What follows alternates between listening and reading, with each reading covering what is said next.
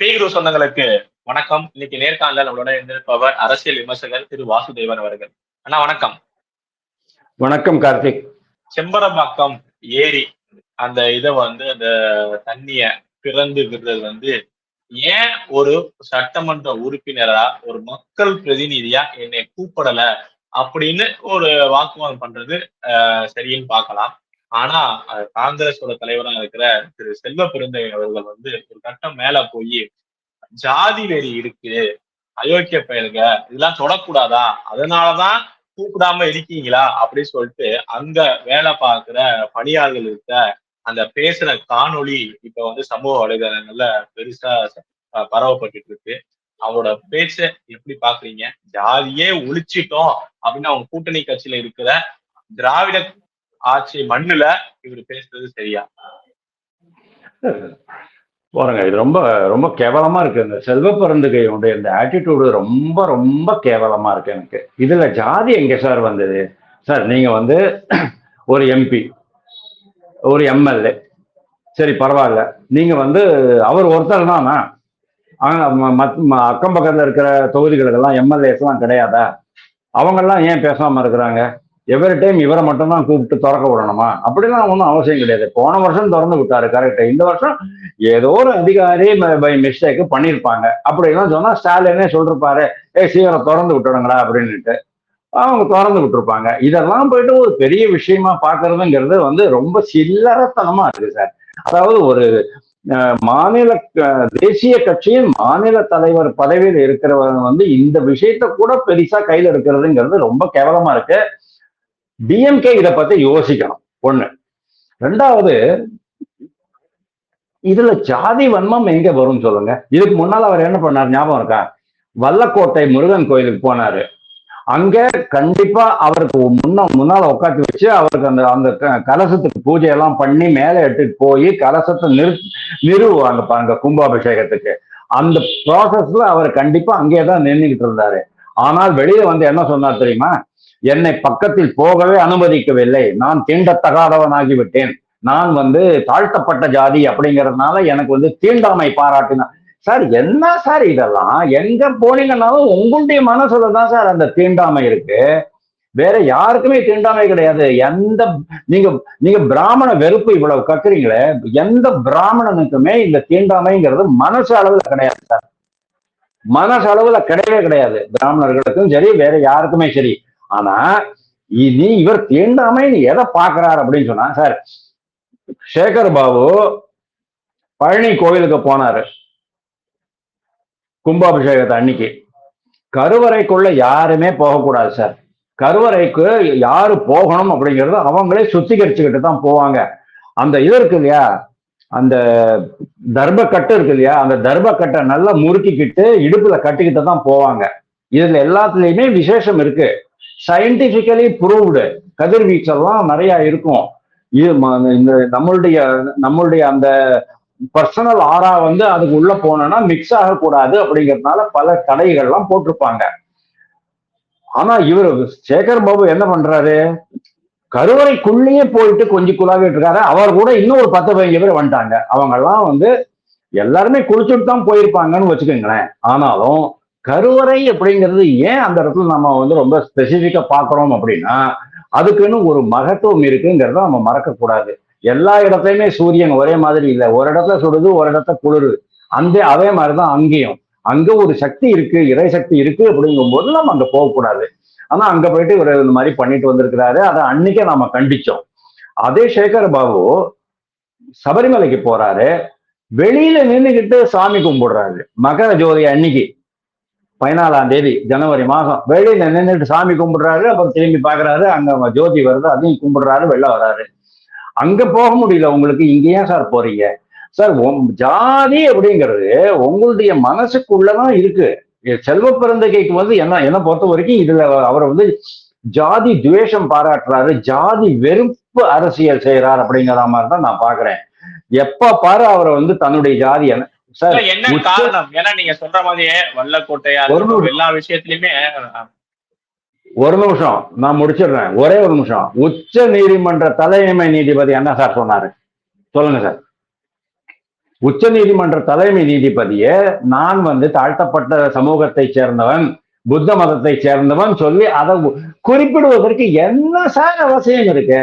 Sir நீங்க உச்ச நீதிபதி சார், தலைமை நீதிபதி, உங்களை ரொம்ப பெரிய இடத்துல கடவுள் ஸ்தானத்துல நாங்க வச்சிருக்கோம் சார்.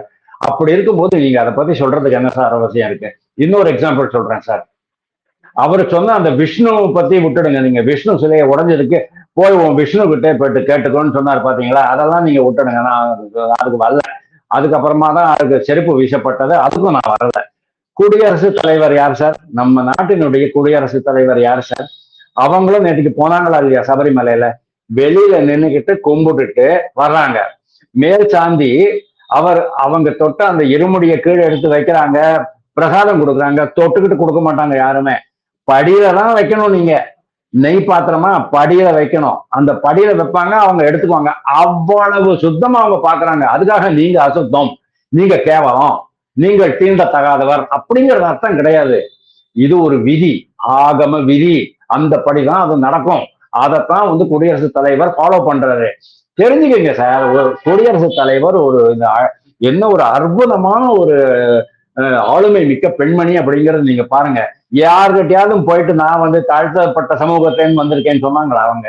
எங்கேயாவது போயிட்டு எனக்கு நான் வந்து இந்த இந்த அரசியல் நிர்ணய சட்டம் தான் என்னை இந்த பதவியில் உட்காத்தி வச்சது இல்லைன்னு சொன்னா, இந்தியாவில் நான் வந்து தெருவில் பொறுக்கிக்கிட்டு இருப்பேன், இல்லைன்னா மலைக்குழியில போயிட்டு கிளீன் பண்ணிக்கிட்டு இருப்பேன்னு அவங்க சொன்னாங்களா? செல்வம் பெருந்தகை ஏன் சார் அப்படி சொல்றாரு? தன்னை தானே இழிவுபடுத்திக் கொள்வதில் செல்வ பெருந்தகைக்கு என்ன சார் திருப்தி ஏற்படுது அப்படிங்கிறது எனக்கு தெரியல. என்னை பொறுத்த வரைக்கும் அவரு ஒரு காங்கிரஸ் தலைவரா இருந்து தான் செய்ய வேண்டிய வேலைகளை எல்லாம் செய்யாம இந்த மாதிரி தற்கூரித்தனமா எதையெல்லாமோ பேசிட்டு தெரிகிறாரு. ரொம்ப வருத்தம் அளிக்கும் ஒரு சமாஜமா நான் பாக்குறேன். ஜாதி வன்மம் அப்படிங்கிறது இவர் இந்த மாதிரி பேசுறதுனால தான் அதிகமாகுது. அப்போ இவர் பேசும்போது என்ன ஆகும்? தண்ணியை தொடக்கூடாதுன்னு யாரையா சொன்னா உங்களை? நீங்க போயிட்டு செம்பரம் பக்கத்துல கீழே விழுந்து குளிங்களேன்பா, யாரு வேண்டாம்னு சொன்னா உங்களை? அங்க எங்க சார் ஜாதி வந்துச்சு? அப்படியே அவங்க ஜாதி பாராட்டினாங்கன்னு நீங்க சொன்னா, அந்த சம்பந்தப்பட்ட அதிகாரி மேல நீங்க வந்து ஜாதி மன்னம் பாராட்டப்பட்டது என்னை தொடவிடவில்லை சொல்லிட்டு நீங்க கேஸ் போடுங்க. அப்போ உங்களுடைய ஆண்மை என்னங்கிறத நாங்க பாக்குறோம். அதை விட்டுவிட்டு இந்த மாதிரி பொதுவா இந்த மாதிரி பேசிக்கிட்டு போனா, அதாவது திமுகவினுடைய கொத்தடிமையாக இருப்பதையே அவர் வந்து பெருமையா நினைக்கிறாரு. திமுக உடைய அவல ஆட்சியை இன்னைக்கு வந்து காமராஜர் ஆட்சின்னு சொல்றாரு. ராமராஜ்யம் நிறுவப்பட்டுள்ளது அப்படின்னு அவர் சொல்றாரு. அப்பேற்பட்டவர்கிட்ட நீங்க இதைத்தான் சார் எதிர்பார்க்க முடியும், வேற எதுவும் நல்லது எதிர்பார்க்க முடியாது. செல்வ பெருந்தகை தன்னுடைய அதே அதே திமுக தானே இங்க ஜாதியை ஒழிச்சிட்டோம், அவங்க சொல்ற அவங்களோட தலைவர் ஈவேரா அவர்கள் வந்து ஒழிச்சிட்டாரு அப்படி இப்படின்னு சொன்னாரு. ஆனா இப்படி சொல்றாரு முரணா, ஒரு தடவை இல்ல 2 தடவை அப்படி சொல்றாரு. ஆமாமா, அவங்க அப்போல இருந்து சமூக நீதி அப்படின்னு தான் சொல்றாங்க. சமூக நீதி காவலர் கருணாநிதி அப்படின்னு தானே சொல்றாங்க. அதே சமூக நீதி காவலர் தான் உதயநிதியும் அவருடைய பையன் இன்பநிதியும் கூட. அவருக்கு அப்புறமா வர சந்ததி கூட சமூக நீதி காவலர்கள் தான். ஜாதியெல்லாம் ஒழிச்சதா இவங்க சொல்லுவாங்க.